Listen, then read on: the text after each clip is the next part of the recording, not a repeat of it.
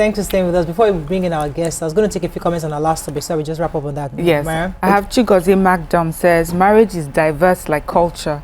If you copy a foreign culture, chances are that it will backfire. Those emulating the Western system will never find peace in Africa. People should marry who values them and vice versa. Okay, so somebody said that it's so difficult finding yourself. And that person said marriage is good, but certainly not everyone will get married. Some people will marry 5 different people and never get it right. So Purple Iris, sorry, were you going to read something else? No, it's okay. Go ahead. Purple Iris School says the problem with the discussion is that we hear more of failed marriages than ones that are working. Only bad news we hear. God's standard of marriage will always work. And I really love that comment because it is true. When a marriage is working, nobody talks about it. Yeah. It's only when it's down bad that we highlight it. Okay, so moving on now to our next segment. So February 15th is the International Childhood Cancer Day, ICCD, and it is a global collaborative campaign that takes place every year to raise awareness about childhood cancer and to express support for children and adolescents with cancer, the survivors and their families also. As the world counts down to this year's commemoration, we have with us the Chief Operating Officer, the Dorcas Cancer Foundation, Korede Akindele, to tell us more about it. Welcome to the show, sir. Thank you. Good to have you. Thank you. So we know, Dorcas Foundation is a friend of the house. We've been with you. You guys have been with us for many years, and we know the work you've done, especially children living with cancer. Tell us a bit about this year's theme and what it's about for raising awareness on children living with cancer. All right, thank you so much, and then thank you for being with us for over the years. Okay, so this year the ICCD, the International Childhood Cancer Day, is focusing on inspiring action.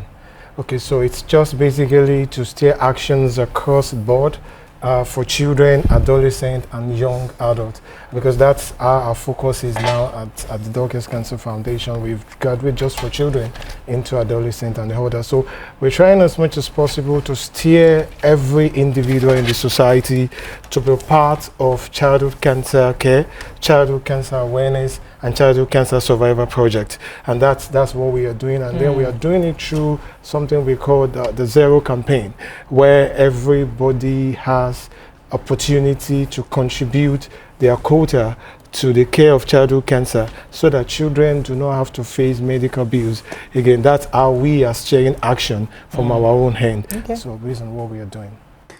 Okay, so this childhood cancer, do you have specific ones, like the specific cancers that you attend to, or you attend to all cancers? For us, we attend to every cancer between children, adolescents, and young adults. Okay. What kind of cancer is more prevalent amongst kids in connection? So for kids, with part of where we are here, we see more of brain cancers. Yes, we see more of brain cancers here. We see more of leukemia. Leukemia is more prevalent in our part of the world here. We see more of retinoblastoma. We see more of, we are beginning to see more of a brain cancer called medulloblastoma. That's the cancer of the brain, epidemoma. We see more of Wilms tumor. That's the cancer of the kidney. So these are prevalent cancers that happen among us here. But so much things that is important is picking the signs early and presenting these children, because today we talk about survivor because of cases that has been presented early and we've seen them come out of it. So just based on what you've seen, and the work that you're doing, is there anything you think we're doing differently that's causing the prevalence of these cancers? Or is it just life? And you said you're saying that bring children early when you see signs. The thing is, when you're a child, you don't think that a child is cancer. You think it's malaria or typhoid at most, or a headache. Like, when do you take a child? When do you start suspecting that your child may be suffering from something as sinister as cancer? Okay, so let me just break it into two. The first question is there's nothing anybody's doing wrong that has caused this. Because I've seen parents, I've seen mothers say, okay, in fact, I've even seen someone that told us, like, when I was pregnant with this child, I'm not even taking pure water. Do you understand? Like, she was so what did I do wrong? No, there is nothing that you do wrong. It's just a genetic that went wrong and then caused this. So the most important in a child, the common sickness is malaria, typhoid, and everybody look based on our environment that we have.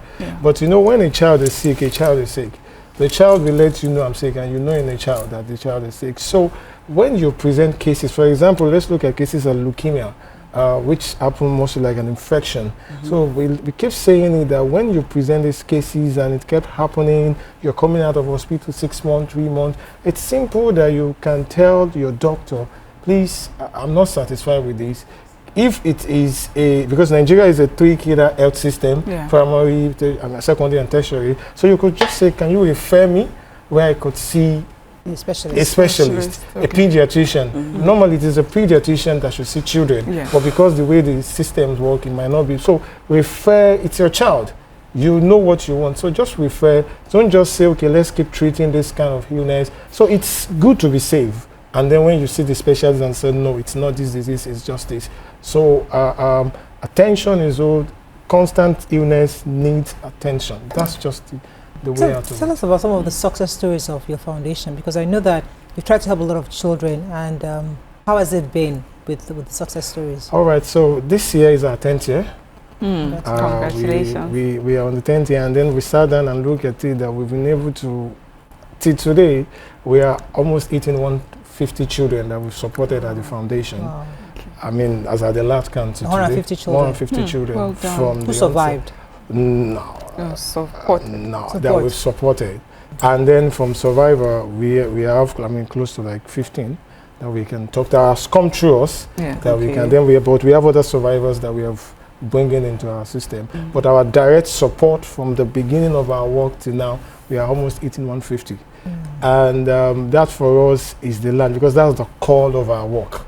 Yes, we now move it from not just treating children, we've now moved into early detection, survivorship, and afterlife, which is why we have created diverse program. And for example, our training program for early detection, which is the Look Again training program, that we are training to pick signs early. When you see this, and it's not just about picking signs, it's about referring to the appropriate place. And even after you refer, as the child start treatment, because one thing is to say, okay, go to this teaching hospital. So we try to ensure that after this child has been referred, we have an edict program that says, let treatment commence. Dorcas, we will tell the hospital, you go ahead, we'll go and look for the money. But this must not stop. And that's what we are doing now. To pro bono, credit facility, to keep supporting these children. That's on the training. On the part of research, which is so important to do our work. We are as much as possible pushing research through our research program, publication of our papers.